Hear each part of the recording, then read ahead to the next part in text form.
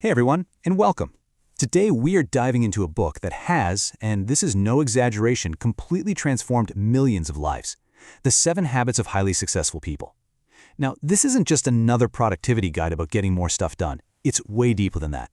It's a framework for changing how you see yourself and the world around you, so you can build a life that's truly meaningful.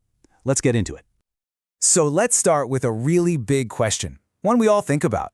What does it actually mean to be successful? Is it the fancy job title, the money in the bank, a long list of accomplishments?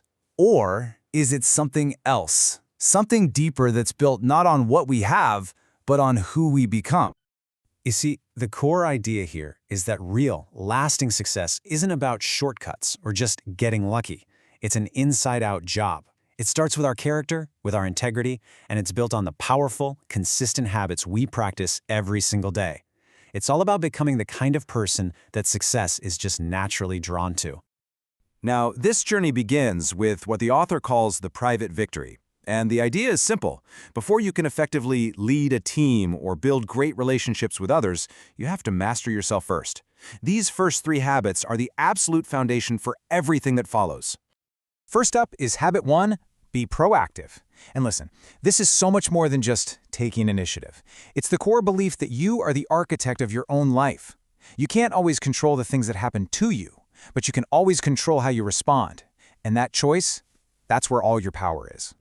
This powerful idea is captured perfectly by the psychologist and Holocaust survivor Viktor Frankl. He realized that between the stimulus, what happens to us, and our response, there's a space.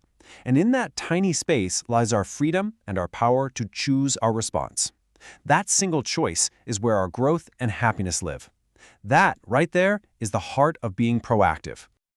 You can literally hear the difference in mindset, can't you?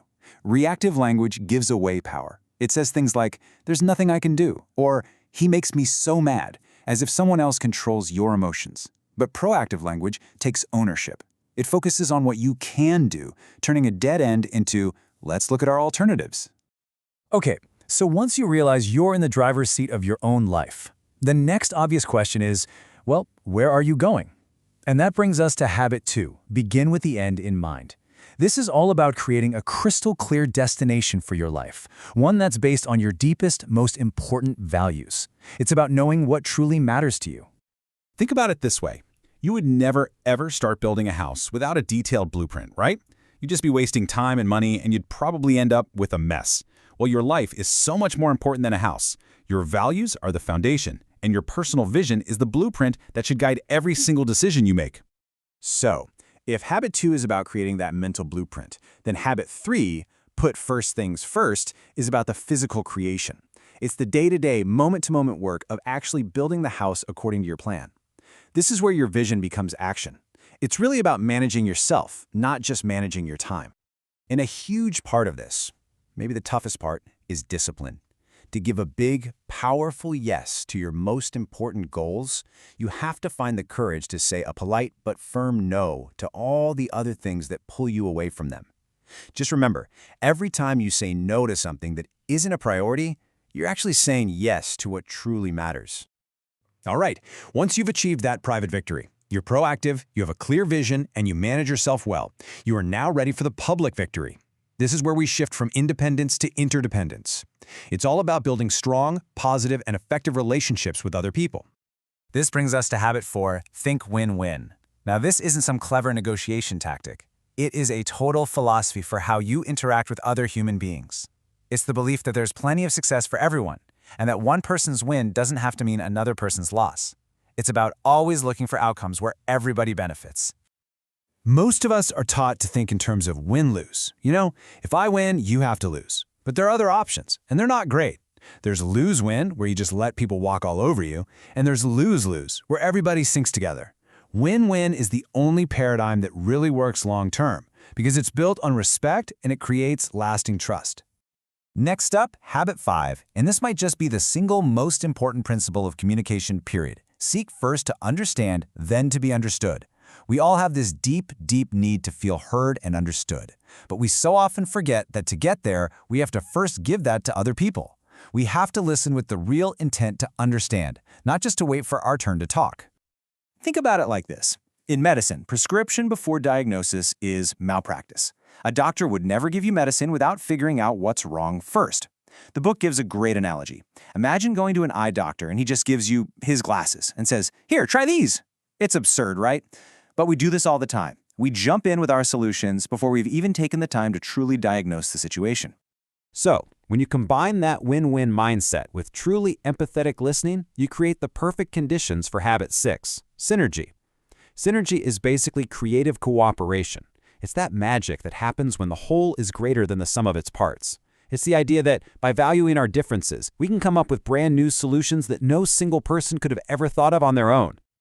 So after you've mastered the private victory and the public victory, there's one final habit left, and this is the one that makes all the others sustainable for a lifetime. How do you keep this upward spiral of growth going? The answer is habit 7, renewal. The classic analogy for this is just perfect. Imagine a woodcutter frantically trying to saw down a tree. He's sweating, he's exhausted, but he's making almost no progress because his saw is incredibly dull. Someone comes along and says, "Hey, why don't you stop for a few minutes and sharpen your saw?" And he replies, "I can't, I'm too busy sawing." We laugh, but we do this all the time. We get so busy doing that we forget to maintain our most important asset, ourselves. Sharpening the saw means regularly renewing yourself across 4 key dimensions. There's the physical, your body through exercise and nutrition; the mental, your mind by reading and learning new things; the spiritual, your core through meditation, nature, or connecting to your purpose; and finally, the social/emotional, your heart, by investing in your most important relationships. It's about balanced, continuous self-improvement. So as we wrap all this up, the central message is really clear. Lasting success and personal effectiveness are not accidents. They are the direct result of conscious, consistent practice. Excellence isn't an act, it's a habit you built. And here they are, all together. You start with the private victory of self-mastery with habits 1, 2, and 3. Then you move to the public victory of collaboration with habits 4, 5, and 6. And it's all supported and made possible by the constant renewal of habit 7. It's a complete, powerful, and deeply human framework. And this ancient wisdom from Aristotle just sums up the entire philosophy perfectly. It's not about what you do once in a while, it's about what you do day in and day out. That's what defines you, and that's what ultimately determines your success and happiness. But at the end of the day, just knowing about these habits isn't enough. The real change, the real transformation happens when you start to apply them. So I'll leave you with this one question.